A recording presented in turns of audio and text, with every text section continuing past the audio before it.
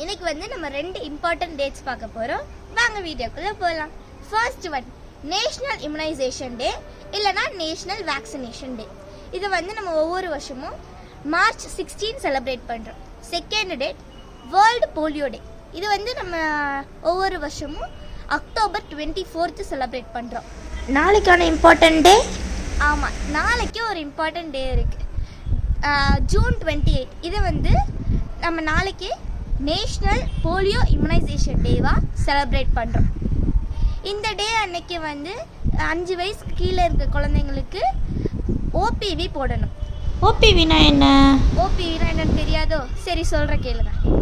ஓபிவினா oral polio vaccine.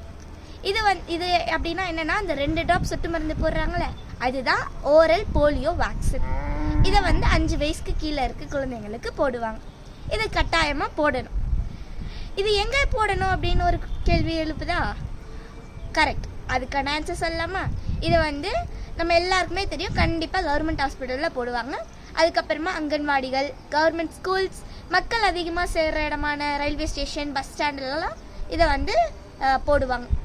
So உங்களுக்கு தெரிஞ்சவங்க, இல்லை உங்கள் குழந்தைங்க, உங்கள் சொந்தக்கார குழந்தைங்க யாராவது 5 வயசுக்கு கீழே இருந்தாங்கன்னா அவங்களுக்கு இந்த போலியோ அவேர்னஸ் ஸ்ப்ரெட் பண்ணி அவங்கள எல்லாரையுமே வந்து இந்த 2 ட்ராப்ஸ் சொட்டு மருந்து மட்டும் போட சொல்லுங்கள்.